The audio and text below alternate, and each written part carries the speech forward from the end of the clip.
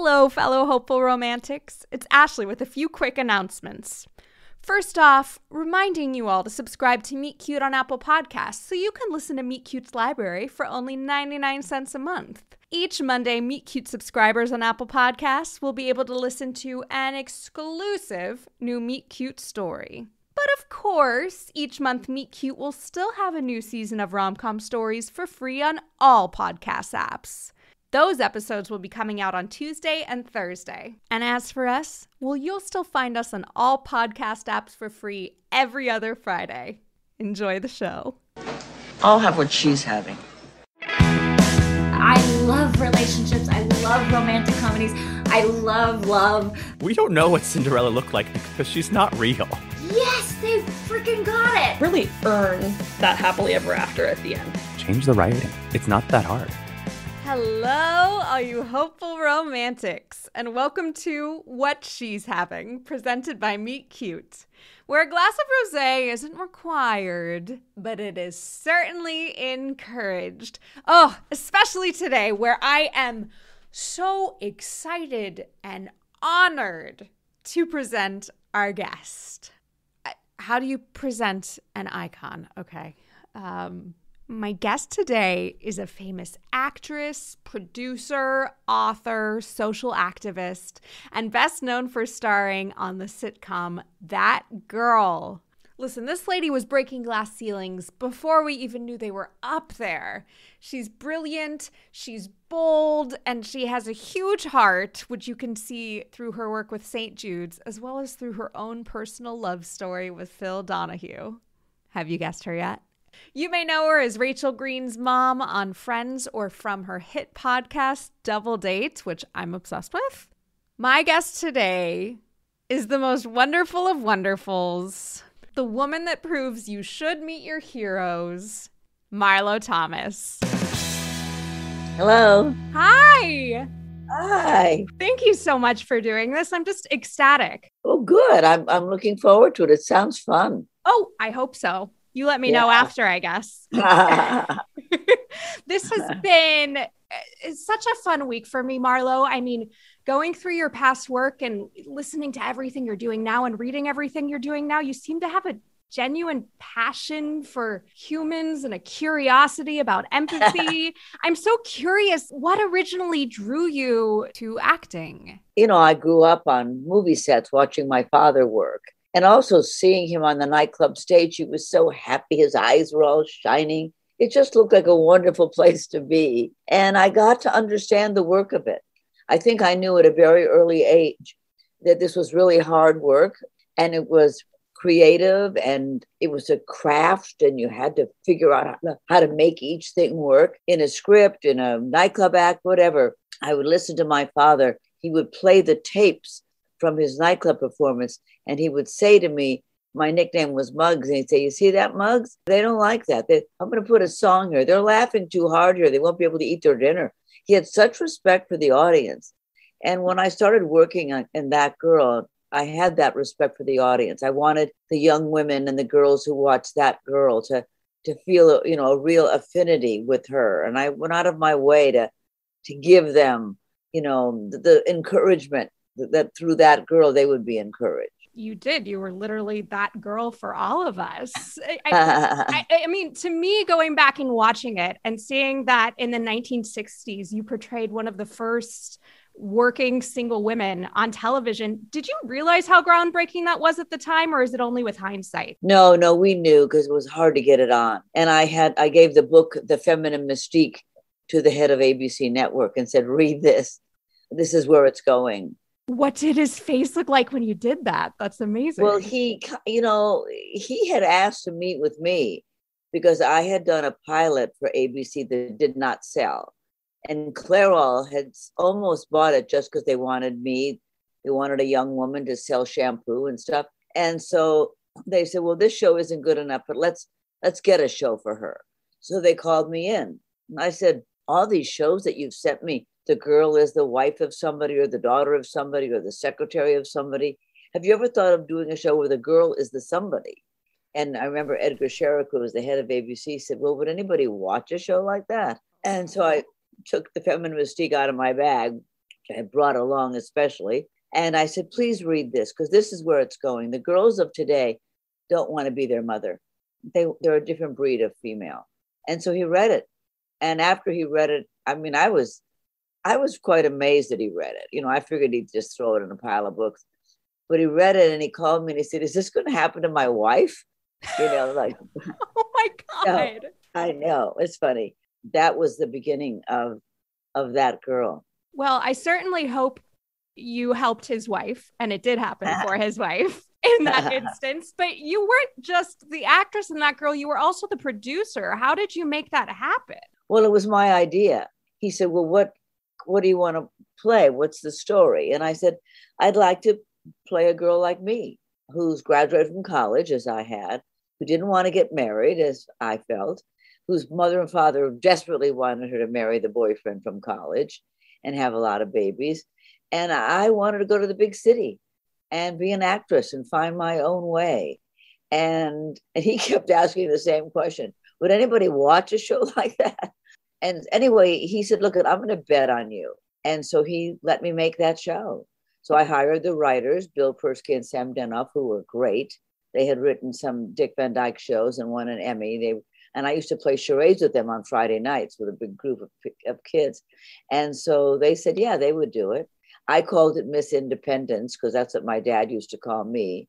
But they called it That Girl, which was better title. Where did this incredible sense of self come from? Especially at such a young age. You know, as we move into as we get older, it gets a little easier to have that sense of self. But in my 20s, I don't even know growing up when I did that I was as strong as you seem to have been. I don't know that I was strong I just was, I knew what I wanted. That was it. And the only way to get from A to L is through B, C, D, E. You know what I mean? Yeah. I just knew that here I was. I mean, I had a chance at the brass ring. I have a network and a sponsor. All I need is a show, right? So I thought, I'm going to hang on to this opportunity and make it happen. And I think I wasn't afraid because I grew up in the industry and I knew it wasn't mysterious. You know, a lot of times, especially girls who aren't taken to work, which is why we did take our daughters to work at the Ms. Foundation. A lot of girls look at the business world as something scary and mysterious. But once you've hung around it for a while, if your dad's a lawyer and you hang around a law firm or go to the courtroom or whatever, you start to see what it is. It's not that mysterious. And it's the same with film and TV. You work on a script, you try to find the right cast, you got to get a director, they build the sets. I mean, it's kind of methodical, you know. So I kind of knew the ropes. So I knew, you know, what the steps were. And also I think, you know, my father called me Miss Independence for a reason. I was a girl who really knew what I wanted and said so. But you must have been pretty willful if you are where you are today. Yeah. You know what? I never knew any different. I grew up with such a strong female role model in my life. Your mom? Oh, yeah. Yeah. Gail, who I think honestly has never been more proud of me than me sitting here with you today. That's nice. Marlo, I actually got engaged this year after 10 years with a man at the age of 34 because I felt similar things to you. I didn't necessarily think I'd want to get married. And I was so pleased when I learned that in That Girl, you played a romantic lead who didn't necessarily, her happy ending wasn't necessarily a wedding. Well, the Clairol wanted a wedding because, you know, that would be big numbers. And the network wanted a wedding because we were going to quit. And I said, I can't have a wedding. I mean, I can't say to all these girls and young women who've been following the escapades of Anne Marie to say that the only happy ending is a wedding. I just can't do it. It would be a betrayal. So I can't do it. So the last show was Anne Marie taking Donald to a women's lib meeting. That was the last show, which made nobody happy but me. I was thrilled with it. But later, years later, Billy and Sam and everybody said, you know, it's good we didn't because you date a show. I mean, if there's a wedding, then you already know the end of the story. It was something I couldn't have done. I just couldn't. I think in romance and love, there's this misconception that a wedding's an ending. It's the end of the story. And right. The fact that you didn't play into that, I didn't realize that we had that model in 71 when it ended. Right. So I want to throw some names out to you. The Mary Tyler Moore Show, Murphy Brown, Sybil, The Marvelous Mrs. Maisel, HBO's Girls, Broad City. This is a long list. Gilmore Girls, Lizzie McGuire, New Girl, Sex and the City, Crazy Ex-Girlfriend. These are all shows led by women that I have seen credited in print as possibly not existing if it weren't for that girl and your personal legacy. Did you set out to carve a path that large? Well, I set out to break the barrier. Billy Persky, who created the script, the opening script and the story of that girl, said that girl threw the hand grenade into the bunker and all these other shows came after. I mean, somebody had to be first. Those shows would not exist. Somebody had to be first, and it was us. But I think one of the people you left out of there was Roseanne. And I think Roseanne was a very important part of the evolution of women in situation comedy.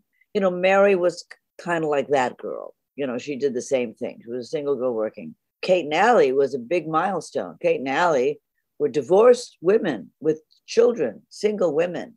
So that was big. I mean, I didn't even want to get married. Here there were divorced women. Yeah. And then you have Cagney and Lacey, you know, two women cops, tough women.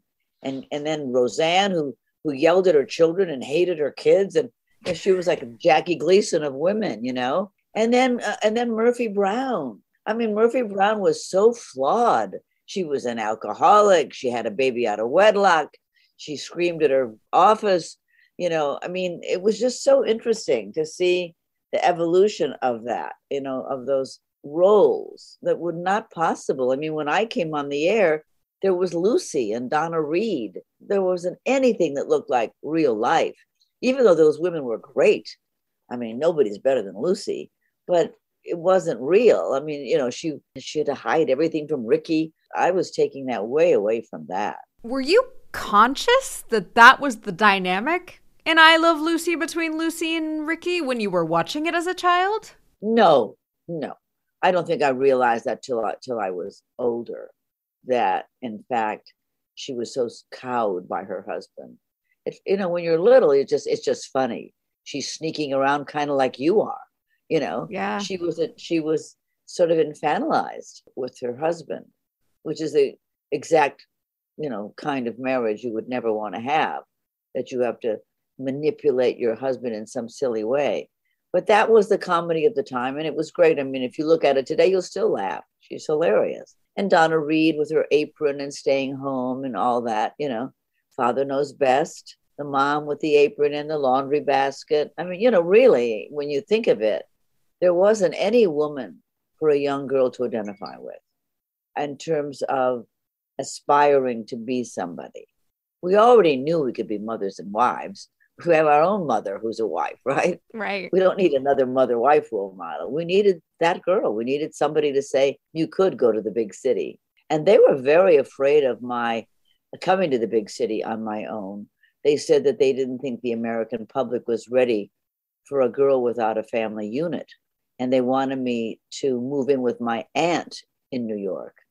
And I said, no, she's a college graduate. She's not 16. I mean, it was a learning experience for them, a learning curve. And I don't think anybody was more shocked when that girl became a huge hit the very first night. The very first night, we just wiped out every other channel. They needed it. They saw that girl as a revolutionary figure, and I saw her as a fait accompli. I knew every home in America had a girl like that. You know, I was one of them, and that my friends, I mean, I had a lot of friends who were like me, you know, who are studying to be lawyers or doctors or whatever. And we were a different breed, that's for sure. We want to recognize ourselves, because when we recognize ourselves, maybe we can learn something about ourselves we didn't know before. Right. You know, as I've been watching that girl, I keep on going, oh, I'm that girl. And she's flawed and funny, but still positive. Right. And imagine if you were 12 If you saw that when you were 12, you would think to yourself, oh, I want to do that. I want to have my own apartment. That's what many, many grown women have said to me. When I watched you when I was like 12 or 9 or something like that, I just wanted to be you. I just wanted to move to New York and have bangs and long hair and my own apartment, And then for grown women, I mean, I received mail from grandmothers who would say, don't marry Donald. You're too young. They really took her personally. You don't have to marry Donald. You've got plenty of time for marriage. And you're like, I know. And then when we didn't have a wedding, I got a lot of mail from women saying, thanks for not copping out. That was, they were great. They were very happy because they'd heard me, in interviews and stuff saying how, no, there would not be a wedding. Wow. It's amazing how long we've had these needs unfulfilled and the baby steps we've had to take to get to where we even are now. You did have a happy ending of your own, though, eventually in real life, which is the much better place to have it. Right. I think you may have one of the most iconic meet cutes of all time. Can you talk us through how you met your husband, Phil Donahue? Well, I went on his show. Yes. And I had not really seen him because he wasn't in LA at the time. The show was not in LA. So when I showed up in the green room, my press agent had said, you have to go on the show. It's the hottest show in the Midwest. It's for an hour at 9 a.m. And I thought, oh, God, I'm not that interesting at 9 a.m. for an hour. So anyway, of course, I went on it. But when he walked in the green room, those killer blue eyes and that shock of white hair, I thought it was like a shampoo commercial. It was just kind of everything went in slow motion. And he said he looked at me and thought I was just an impure thought. But that's the way men and women look at each other. I see a shampoo commercial and he sees an impure thought. But you got to start off with impure thoughts, let's face it. Hey, that's such an Irish Catholic way of putting it, though. I know. He's an Irish Catholic boy, that's for sure. And so we started dating, and that was just it. Whatever infatuation we felt during the show, which was kind of, amazing because I had been on a million talk shows by that time. I was past that girl. I'd quit that girl 6 years before. So I'd been on, Johnny Carson and Merv Griffin and all of them. I mean, I never had a crush on any of them. And all of a sudden, I find myself giggling and acting like an idiot. And then when he asked me out to dinner, that had never happened either. Nobody had ever asked me out to dinner after an interview. It was just all very kind of kismet-like, it had its own little life. And off we went. You famously said at the end of that interview, you're such a kind man and you're wonderful and you like women and you're so cute. You like cup your hands around his arm and you lean in. And I see that attraction that you were just talking about. What did he do or say that made you know in such a short time that was true? Well, the way he interviewed me, the kindness and the respect with which he interviewed me, and the way he dealt with the audience. There are all these women. There's like 300 women in his audience.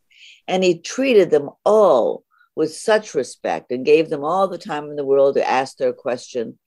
And he encouraged them, between the breaks to, ask Marlo whatever you want to know. We're excited to have her here. So he was very good about that. Then he had people on the telephone calling in. He was like a juggling act. He was so facile and so confident. Confidence is so sexy, isn't it? I was very turned on by his confidence, his respect, and he was funny. And he said to me, well, how did a woman like you never get married? I said, oh, no, I'm never getting married. And he said, well, how do you feel when you don't have a man in your life? I said, oh, I'm miserable. And he laughed. He thought that, it was a joke, obviously. And he laughed. And he just got a big kick out of what I had to say. And, I was thinking as I was looking at him, thinking, wow, boy, he must have like a really great woman in his life. A guy like this who could have anybody. I bet he has a really great woman. When he asked me out to dinner, I was shocked because I thought for sure he was, married and off somewhere, but he was divorced and he had 4 sons who lived with him, and his one daughter lived with his ex-wife. So he was completely available. He was dating, of course. I had broken up with a guy maybe about 6 months before, about a 4-year relationship that I left. And he'd left his marriage. They'd left their marriage. And so we were both available. That timing is everything. Yeah. If he'd been married, or if I'd been engaged or living with someone, that wouldn't have happened either. If he'd asked me out, I would have had to say, no, I really can't. I'm living with someone, or, you know what I mean? So timing is another thing. It isn't just meeting cute. It's meeting cute at the right time, or it dissolves. That's such a wonderful point. You were being interviewed by Joan Rivers, and she commented about how she got married late and then added at the age of 26. And it was about the only part of the interview that wasn't a punchline. And I'm so curious, do you think your marriage to Phil would have been as successful as it is if you had met in your 20s, like you're saying? I couldn't have been married in my 20s. I mean, it wasn't that I just didn't want to be married. I couldn't be married in my 20s. My niece, Dion, always says, oh, Auntie Marlo, I wish you were my mother. You know how kids always say that because they're generous Auntie Mame type of aunt, right? Oh, yeah. Yeah. And I said to her, honey, if I had been your mother, you would have been a serial killer. I wouldn't have been there for you. No. I was trying to say that I was ambitious. I was living in London. I was doing a play. I was working really hard. I was really focused on what I wanted at the time, which was a career. So I took children and family very seriously. And I'm a Catholic girl. So I didn't think I could be successful as a wife and mother and be as ambitious as I was. And I'm glad that the world has changed and made it easier for women to have it all. They can't have it all at the same time, but they can have it all in steps.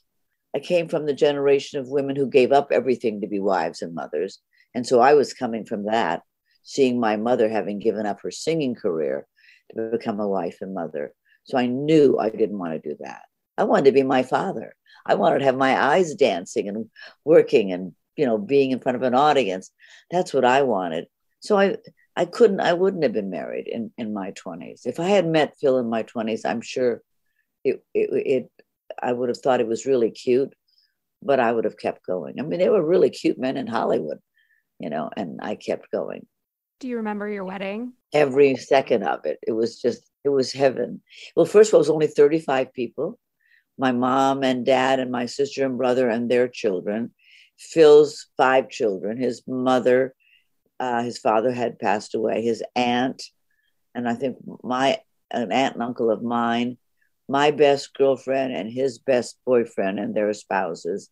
And that was it. 35 people in my parents' living room.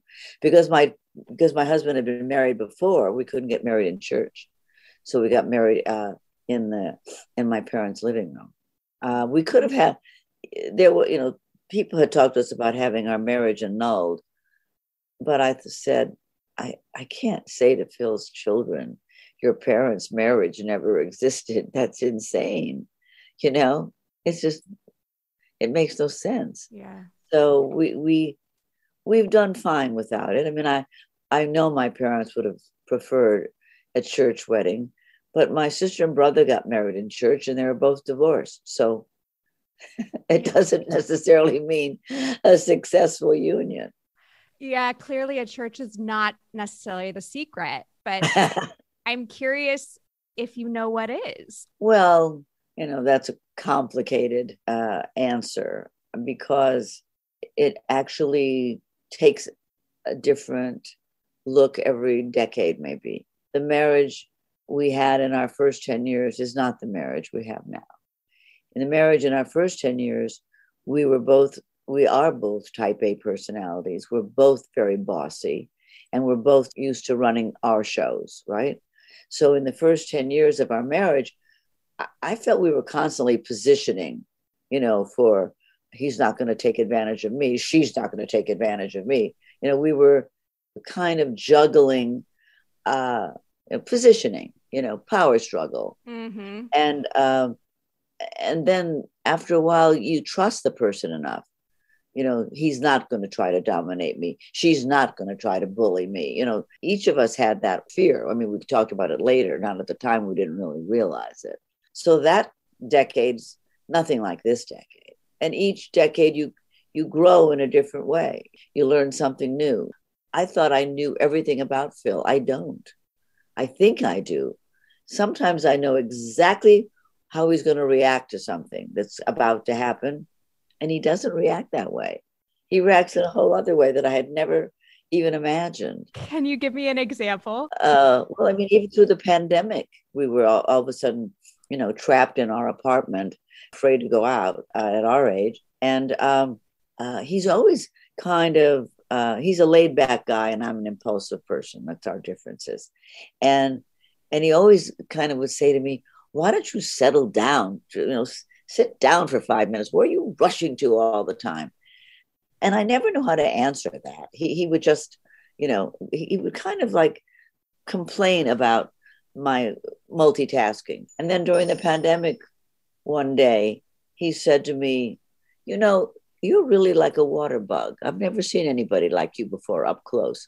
He said, you go to the right, you go to the left, you go this way, you go that way, blah, blah, blah. And by the end of the day, you've actually made something happen. I'm really impressed with your work ethic. I said, now, after all these years, you're impressed with my work ethic?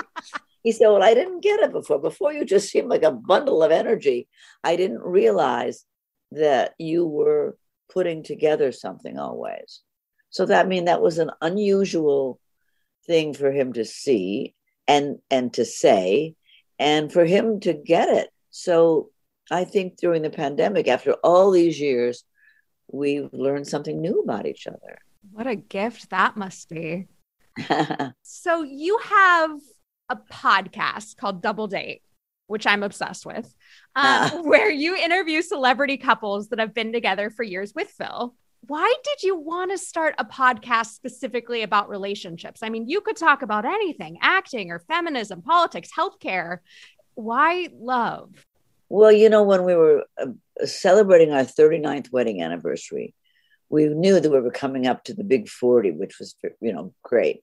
So we were saying, well, what should we do for our 40th anniversary? Should we take a cruise? Should we take all the family somewhere? Should we have a big blowout of a party?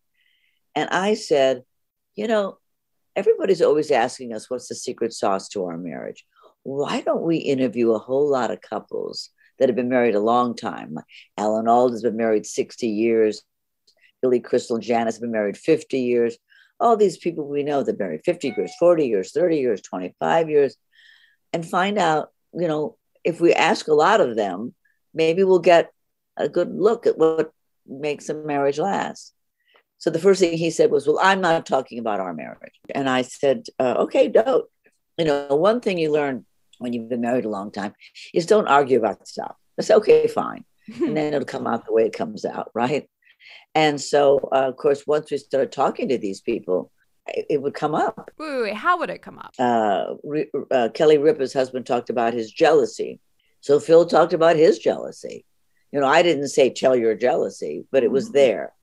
And so that was our book called What Makes a Marriage Last. And after we did the book, people came to us and said, would you do a podcast about this? And we said, okay, that could be fun. So we are. Maybe it will evolve into something else. But for now, we're really enjoying it. I'm glad you are. Oh, I really am. Especially Ted Danson and Mary Steenburgen. And what about John McEnroe and his wife, Patty? Wasn't that great? Viola Davis and Julia Tenen. Oh, they're like freaking frack. I know. Such an example of why two people can be stronger together. And either the same-sex marriage, Neil and David, Neil Patrick Harris. I mean, their marriage is great. And he described the wave of sexuality, I thought, so beautifully, better than anybody else did. So you're talking to all these amazing people, and you yourself have this incredible perspective on love.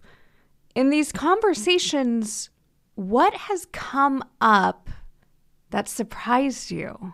It may sound simple-minded, but The marriages that last really last because both people want it equally. You know, in relationships, you can see that one person is really carrying the relationship and the other person is just sort of along for the ride. One person's making it all work, and often it's the woman. But in these marriages that lasted a long time, none of them looked for the escape route. That may sound simple, but that's huge, because people leave. When somebody leaves a marriage, it isn't just because they fancy somebody else. They don't want to deal with whatever it is. They don't want to deal with the issues they have to deal with, whether it's losing money or somebody's lost a job or somebody's retired or somebody's sick or there's been an infidelity. I mean, there's a million things that can go wrong and threaten a marriage. You either stay and say, this is it, this is what I want, or you look for the escape, for the exit sign. It's like Kira Sedgwick said, when you get married, there can be no plan B. That's it. I remember Richard Burton once was asked by David Frost 100 years ago, what is your definition of love? Well, I was in bed watching this. I leaned over. I couldn't wait to hear what Richard Burton, this great womanizer, lover man, was going to say about what is the definition of love. And he thought a moment and he said tolerance. And I was shocked. I wanted a much sexier answer than that. But he said tolerance. And he said, David Frost said, what do you mean by that? He said, well, you love your child completely. If your child murders somebody, you hate that act, but you don't stop loving your child. You try to figure out how you help your child through that. And that is true. You know, like Jamie Lee Curtis had drug addiction. I mean, those are big things. Her husband didn't know she was drug addicted. It took a while. But those are big things. I mean, there are people who leave their spouses because they have a drug addiction. You know, there are people who leave their spouses because they're too angry now that they're retired or out of a job, or, you know, you've lost your money, you've lost your house, your identity was in that. You can't, you know, be kind to each other. You can't stick it out with each other. And that's what happens. And maybe it just wasn't meant to be. I don't know. Well, that's interesting because, I mean, you were even talking about earlier how important it is to see flawed women, but honestly, just flawed characters in general for that exact answer. The flaws exist always, not just at the climax before we have our happy ending.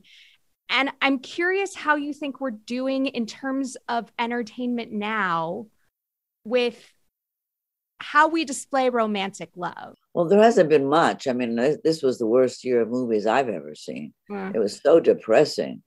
Alzheimer's and Nomadland and killings and oh goodness. It's been a while since we've had a nice Tom Hanks, Meg Ryan romantic comedy, you know.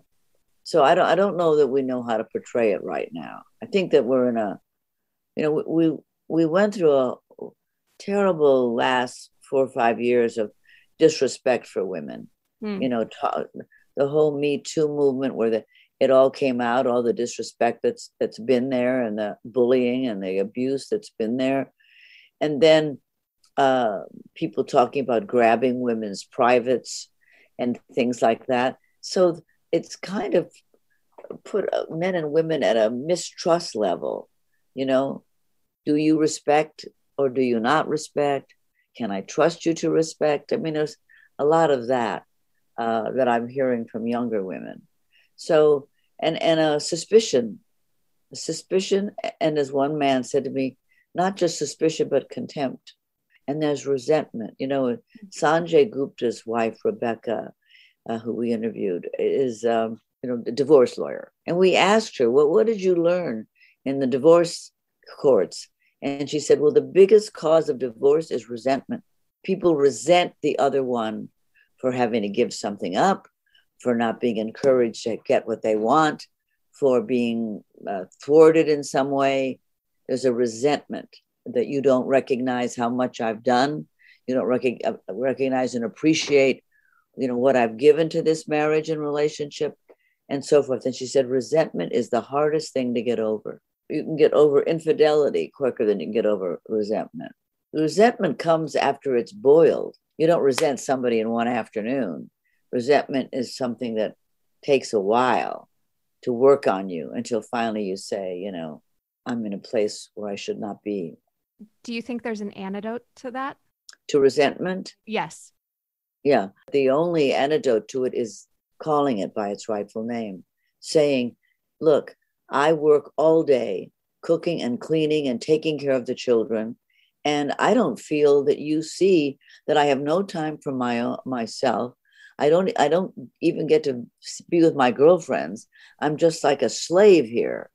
And the husband can say, I work my fingers to the bone. I travel all over the country, on this job, and I miss out on the kids' ball games or whatever it is. And I don't feel that you empathize with the fact that how much I'm giving up in order to put food on the table.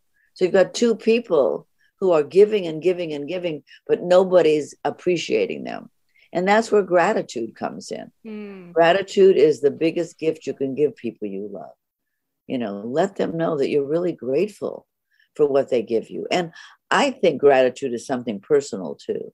I feel a lot of gratitude for the fact that Phil and I have a very good marriage, that I'm healthy, he's healthy, that we still love each other. We live in a beautiful house.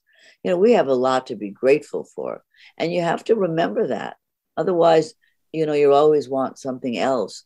And it's fine to want more and to aspire, but don't forget to look at what you've got and be grateful for that too. Marlo, I'm grateful for you and the wisdom you're dropping. We have some audience questions. Would you mind taking them? No, I'd love to. Amazing. Okay. So Jenny from Rhode Island wants to know, who are the women you wanted to emulate when you were young? Oh, I wanted to be Eleanor Roosevelt and Katharine Hepburn. Those are my two idols, Eleanor Roosevelt and Katharine Hepburn. Those are mine too. And honestly, after this interview, Marlo Thomas. Gail from Irvine, which is my mom, I'll be honest, would like to know, your father, Danny Thomas, is one of the most well-known actors and philanthropists. What drove your family's passion to create St. Jude's? Well, it was my father's passion. My father grew up in a poor neighborhood where children, his little friends, died of things like appendicitis and influenza that are preventable because they never could see a doctor because they didn't have any money. And my grandmother had 10 babies, no doctor, just hot water and her sister. So he grew up with a front row seat of the inequity of healthcare in this country. So he wanted to do something to help children that were hopelessly ill. And so that's why he created St. Jude, where nobody would ever pay for anything, and no child would be turned away for race or religion. And that's what he wanted, is that everybody got the same first-class care, whether their family had money or didn't have money. Steph from Brooklyn would like to know, you played Rachel's mom on Friends, so you definitely have the inside scoop. Were Ross and Rachel on a break? I have no idea. I don't know. Fair enough. And Rob from Santa Fe would like to know, what makes you laugh? Oh, I'm a really good laugher, just about anything. Well, first of all, I love people falling down. I'm a Three Stooges fan. I love comedy. I go to comedy clubs a lot. Not right now because of the pandemic, but a lot of my friends and I that are also in comedy, we go to comedy clubs and see the new comics. And I'm absolutely worship Jerry Seinfeld. I think he's the greatest comedian. And we go to see him at the Beacon Theater, wherever he appears. And what's great about Jerry Seinfeld is that he doesn't talk dirty. And my dad used to say, if you have to say a 4-letter word to get a laugh, you're not a comedian. And Jerry Seinfeld doesn't say a dirty word to get a laugh. He's got a very clean show, like my dad did. But he's hilarious. I mean, I double over laughing at him. And you play any of his specials on television. Oh, I mean, Seinfeld was hilarious. But when he's in one doing his act, there's nobody better than he is. Webb from Vero Beach would like to know, what's your favorite story about love, real or fiction?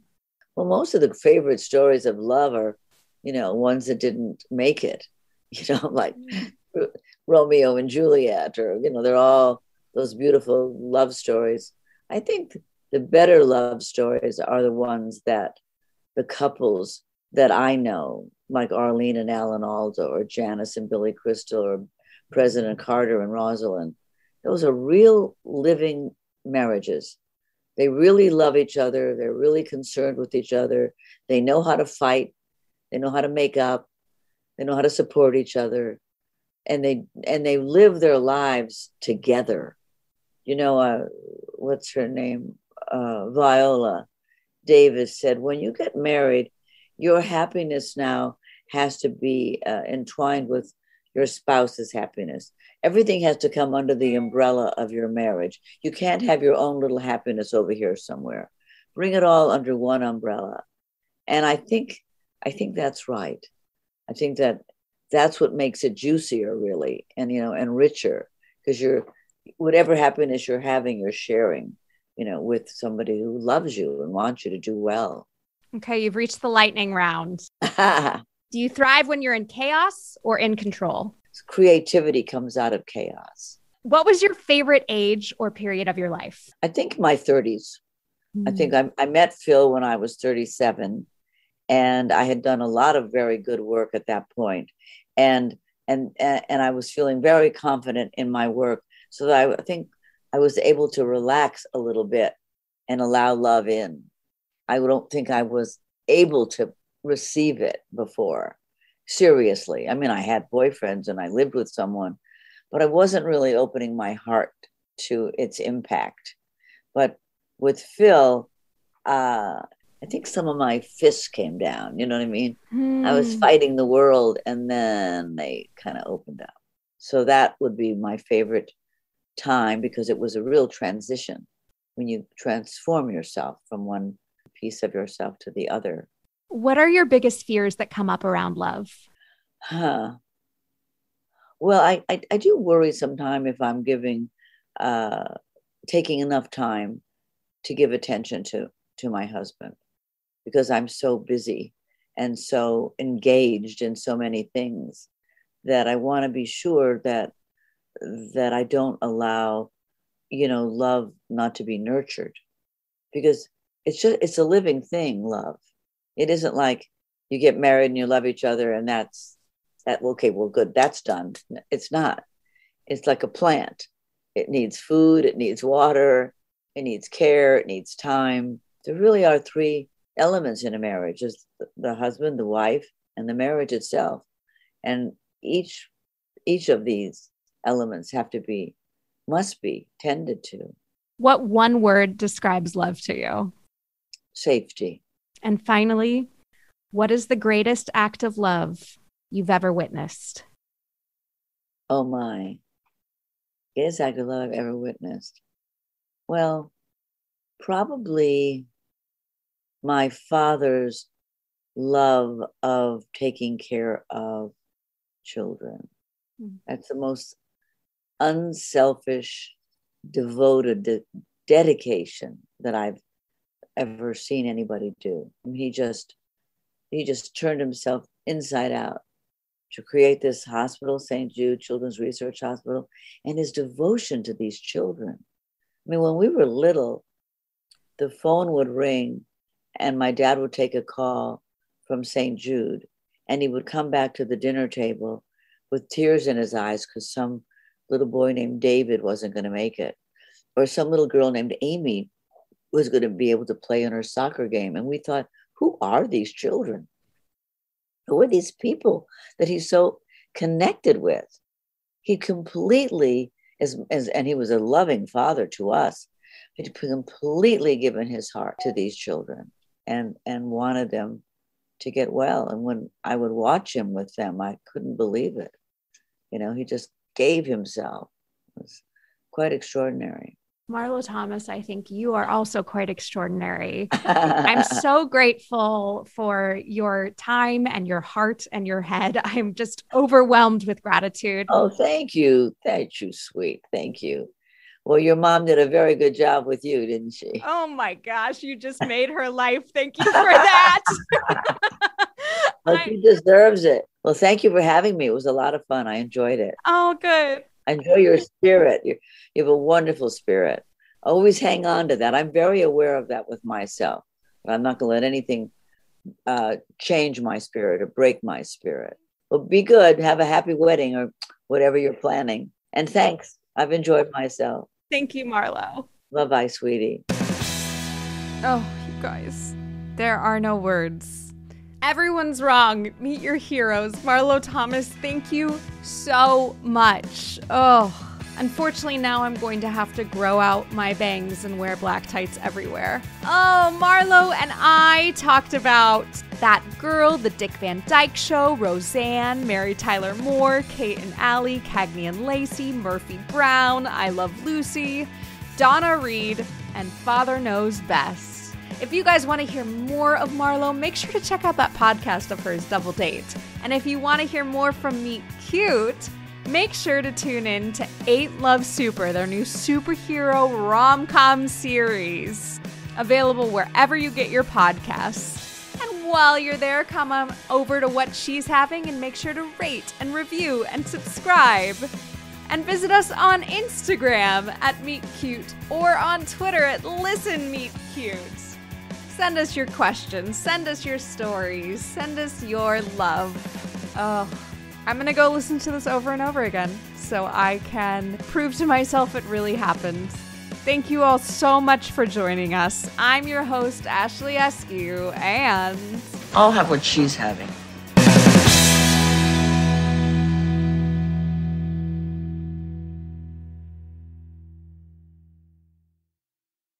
Hi, Meet Cuties. We're so excited to let you know that you can now binge our newest series, Influence, exclusively and ad-free on Wondery Plus. It's Meet Cute's modern adaptation of Jane Austen's Persuasion, and we know you're going to love it.